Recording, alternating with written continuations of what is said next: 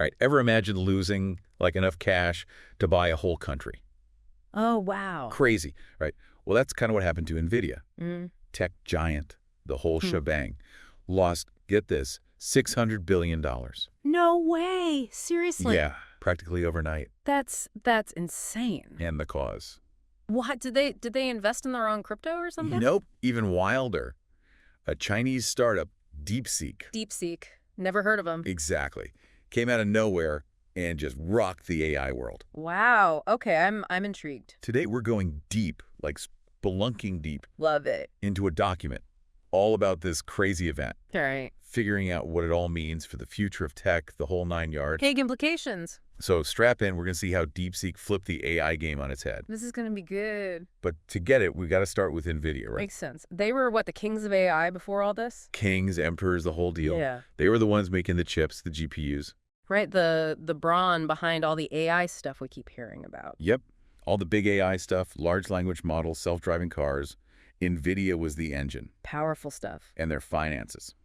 They were on another level. Projected to pull in almost $67 billion in profit by 2024. Wow. And get this, at one point, their value hit $3.5 trillion. Hold on, $3.5 trillion. The most valuable company globally. Jeez, you're not kidding about kings. And then, boom, DeepSeek walks in. DeepSeek, the startup. Yep. Chinese company basically said, hold my beer, watch this. And dropped, what, a killer app, a new chip? What was it?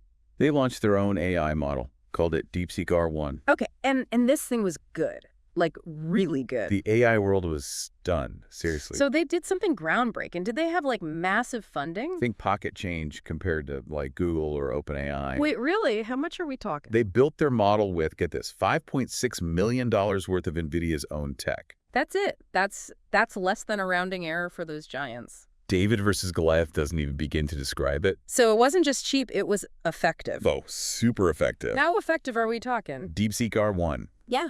became the most downloaded app in the U.S. Hold on, even beating ChatGPT. Surpassed it in a matter of days. That's unheard of. It was a total rocket ride. Okay, I'm starting to see why Nvidia took a hit, but how did they do it? Efficiency, pure and simple. They squeezed every ounce of performance out of what they had. Ingenious. So you don't always need the flashiest, priciest gear to be a big player in AI. Nope.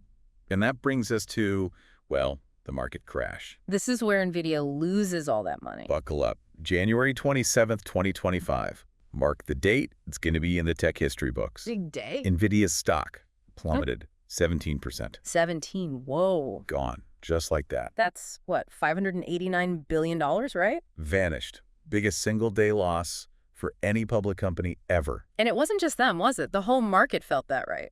Oh, yeah. Oracle, Broadcom, they all took hits. Right, and the indexes, the S&P 500, the NASDAQ, all down. It's like DeepSeek chucked a pebble in the AI pond. And caused a tsunami. But it wasn't just investors losing money, was it? There's a bigger story here. Oh, yeah. Way bigger. Think global power dynamics. Right, the whole landscape of who's on top, technologically. That grip the U.S. had on tech suddenly felt a lot less sure. Like, the world just woke up and realized the game's changed. Big time. Even former President Trump weighed in. Seriously, what'd he say? Called it a wake-up call for American industries. Makes you think about American dominance and all that. And Mark Andreessen, venture capitalist, big name in tech. Yeah, I know him. What'd he say? He called it AI's Sputnik moment. Whoa, comparing it to, like, the Soviet Union launched in the first satellite? Like the U.S. got caught sleeping, and now there's a whole new race? The AI race. Not just about who's got the fastest chips or the most money. It's about who can innovate, who can use tech the smartest way, who controls the story. Powerful stuff. But for NVIDIA's CEO, Jensen Huang, this wasn't just numbers on a screen. This was personal. Oh, yeah. His personal wealth took a direct hit. How much are we talking about here? Lost $21 billion overnight. 21? You're kidding. Like, imagine going to bed a multi-billionaire and waking up billions lighter. Man, that's gotta hurt. It's like a brutal reminder of the human side of these tech shifts. The real world impact, how individual lives get caught up in this. And how wild the tech world is. Even the biggest companies can fall. So what now? What happens next? It really makes you think, like, have we been approaching innovation all wrong? It's a good question. Like, maybe it's not always about just spending a ton of money. Maybe there's a different way. Yeah, like maybe it's about being smarter, not just richer. But, okay, so what about Nvidia? What do they do now? Yeah, they can't just, like, sit back and let this happen, right? Okay. No way. They were on top. So what are their options? What can they actually do? Well, one option is to fight fire with fire.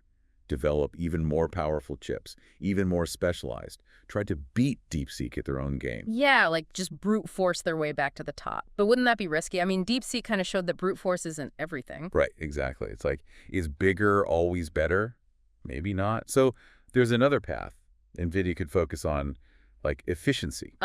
So instead of being the most powerful, be the most efficient. Right. Offer chips that give you great performance but are, like, more affordable. Okay, I see. So go head to head with DeepSeek on price and efficiency. That's interesting. It's like, do they want to be the Ferrari or the Toyota of AI? Exactly. Both are successful, but they do it in different ways. But this isn't just an Nvidia story, is it? No, no way. This is bigger. This is the whole AI landscape. Think about it. What if DeepSeek's success like opens the floodgates? Opens the floodgates for, like, what? More competition.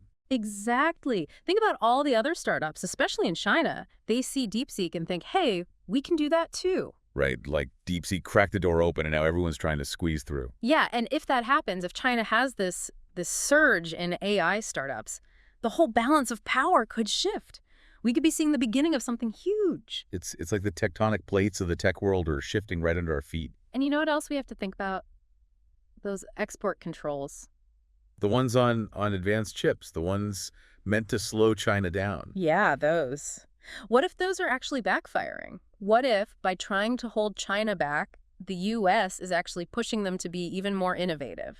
Like, they have to find their own solutions because they can't rely on getting the best tech from us. Exactly. It's like trying to, like, dam a river. You might slow it down for a while, but eventually the water's going to find a way through. And this is all happening, like, right now. Right now. And it makes you wonder, what about everyone else? What about Europe, Asia? Are they going to just sit back and watch this all happen? Or are they going to try to get in the game? Yeah, exactly. No one wants to be left behind. This isn't just about companies anymore. It's about countries. It's like everyone's scrambling for a seat at the table. Because they know this is about the future of AI. Who's going to control it? Who's going to benefit from it? And it's not about who has the most money or the biggest computers anymore, is it? No, it's about being smart, being adaptable, and being efficient. And that's kind of inspiring, isn't it? I mean, anyone can potentially be a player in this. Exactly. And that's why this is so exciting, but also a little scary. Because AI has so much potential, but also has, like, a dark side. It depends on who's using it and how. Right. And that's why, as we move forward, we have to be thinking about all of this. Not just how to win the AI race, but how to make sure AI is used for good. So as we head into the last part of our deep dive, we want to shift the focus to you, the listener. Because this isn't just about tech companies or global politics. This is about all of us. Okay, So we've covered a lot of ground here, huge shakeups, billions lost, and the whole AI power struggle. But, like, what does it all actually mean for, the average person? Right, right. It's easy to get lost in the big picture.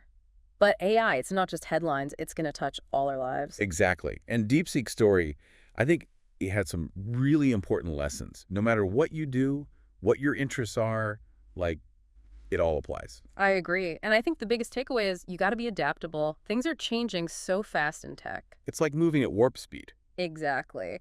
And if you can't keep up, you're going to get left behind. It's like trying to stay upright on a surfboard. You got to adjust, you got to react, and you wipe out. Perfect analogy. And DeepSeek, they showed us that sometimes being smaller, being more agile, that can be an advantage. They can move fast, take risks. They didn't have all that baggage, the big companies have. And then there's efficiency. DeepSeek, they didn't have unlimited money. They had to be smart about how they used what they had. It's like they proved that you don't always need the biggest budget to make a big impact. Right. It's about ingenuity, being resourceful. Sometimes that's more important than just throwing money at a problem. So as we wrap up this deep dive, I want to leave you with a little challenge. Okay, I like it. Think about what you do, your work, your life. Where can you shake things up?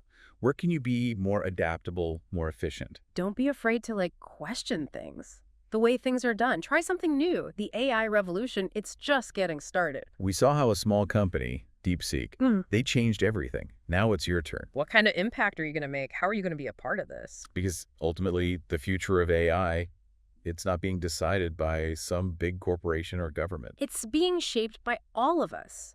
Every single person who interacts with technology. So go out there, be bold, be curious, don't be afraid to push the boundaries.